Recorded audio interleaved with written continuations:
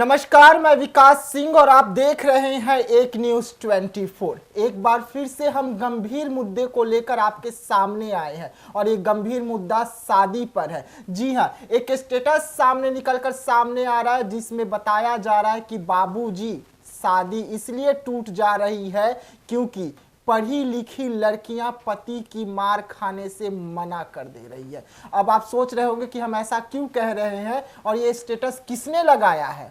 तो ये स्टेटस और कोई नहीं बल्कि पावर स्टार पवन सिंह की धर्म पत्नी ज्योति सिंह ने लगाया है। और ज्योति सिंह एक बार फिर से पवन सिंह की पोल पट्टी को खोलते हुए नजर आ रही है। हालांकि वो इस बार कैमरे पर तो नहीं आई पर अपने इंस्टा पर बहुत कुछ बयां कर दी। अब इसी गंभीर मुद्दे पर इस वक्त हमारे साथ चर्चा करने के लिए नंदन मिश्रा जी हैं। नंदन जी, ज्योति कैमरे पर नहीं आ रही है लेकिन उसके बाद भी बहुत कुछ बयां करके जा रही है। अब कैमरे पर आएगी क्यों?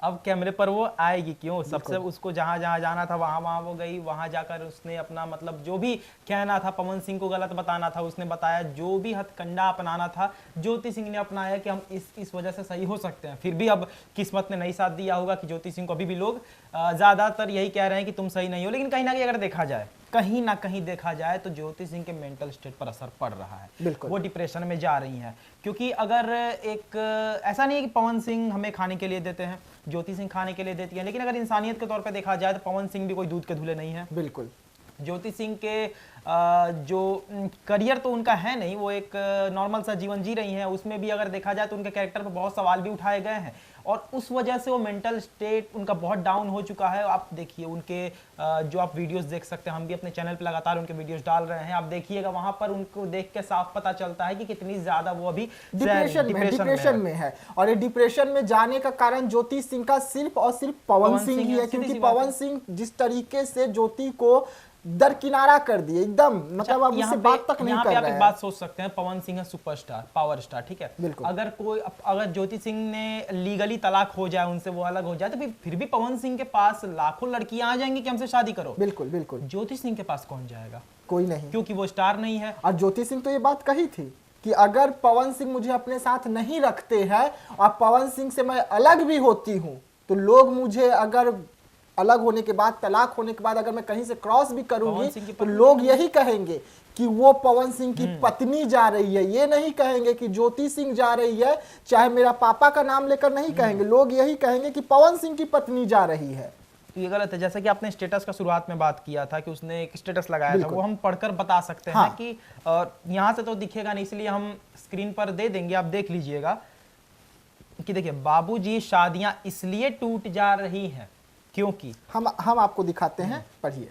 हाँ, क्योंकि अब पढ़ी लिखी लड़कियां पति की मार खाने से मना कर दे रही हैं। यहाँ पर साफ ज्योति सिंह ने ये लिखा है कि आजकल की जनरेशन की जो लड़कियां हैं वो पढ़ी लिखी वेल एजुकेटेड होती हैं और वो पति की मार बर्दाश्त नहीं कर सकती। उन्हें अगर दो ऑप्शन मिलेगा कि पति की मार खा के जिंदगी भर उसके साथ रहो या फिर अपना एक अलग रास्ता ढूंढ लो, तो अपना एक अलग रास्ता अपने पैरों पर खड़े हो जाओ। हाँ? तो लड़कियां तुरंत अपने पैरों पर खड़ा होना पसंद करेगी लेकिन पति का मार खा के घर में रहना पसंद नहीं करेगी, जो ज्योति बयां कर रही है। इस लाइन से आप एक बात समझिए कि एक बाप है, ठीक है, वो अपनी बेटी किसी को दे रहा है और साथ में अगर कोई दहेज लेता है तो दहेज के साथ दे रहा है, मतलब बेटी भी दे, पैसा भी दे, हर एक चीज करे। और वही उसी बेटी को जिसको उसने दे दिया, उसने बेटी ने अपना घर छोड़ दिया, नए घर में आना कोई छोटी बात नहीं होती, नए घर में आकर उस सब चीजों को समझना और वहां पर उसको मारा जाए। बिल्कुल। तो और दूसरे लाइन में जो लिखा हुआ है वो आप सुनेंगे तो और हैरान हो जाएंगे। पढ़ी लिखी लड़कियां पति की बाहर वाली in bracket extra marital affair को बर्दाश्त नहीं कर रही है। यहां पर आप देखिए, पढ़ी लिखी लड़कियां पति की बाहर वाली को बर्दाश्त नहीं कर रही हैं। ये सही बात है कि अगर कोई रिलेशन में है, शादी होती है किसी की और उसके बाद भी उसके किसी और के साथ कोई संबंध हो तो भला कोई रहेगा कैसे? ये तो सीधा सीधा पवन सिंह को ही कह रही है ना, क्योंकि पवन सिंह कहें तो शादी होने के बाद और भी लड़कियों के साथ संबंध रह चुके हैं। तो सीधा सीधा ये पवन सिंह को टारगेट कर रही है। ये लाइन्स जो शुरुआत में इन्होंने हेडिंग डाला है कि बाबूजी शादियां इसलिए टूट जा रही हैं, ये बात इन्होंने यही कही है, यही दर्शाना चाहती हैं कि शादियां टूटने का, मेरी जो तलाक हो रही है उसके पीछे ये कारण है। और तीसरा लाइन आप देखिए कि पढ़ी लिखी लड़कियां रोज मायके से भर भर सामान, ज्वेलरी, पैसे लाने की बजाय पुलिस स्टेशन चली जा रही हैं। अब देखिए, पढ़ी लिखी लड़कियां रोज मायके से भर भर सामान, ज्वेलरी, पैसे लाने की बजाय पुलिस स्टेशन चली जा रही हैं। बिल्कुल। यानी कि अगर पति गलत हो, पहले के जमाने में क्या होता था, अगर पति गलत रहता था ना तो रो कर मार खाकर लोग अपने घर के आ जाते थे कि चलो कोई बाहर वाले को पता ना चले। लेकिन आज के समय में क्या है कि तुम हमें 2 दिए हो तो हम तुम्हें 4 देंगे। हम भी लड़कियों का लड़कियां ये ना सोचे लड़कियां कि लड़कियां कमजोर है, लड़कियां ये ना सोचे कि लड़कियां का कोई साथ नहीं देगा। हाँ ये बात है, आप समझिए कि अगर लड़का और लड़की दोनों गलत काम करके आएंगे तो लड़कियों को और उनके परिवार वालों को सोसाइटी जीने नहीं देगी। लेकिन लड़कों का तो यही है, अरे चलो।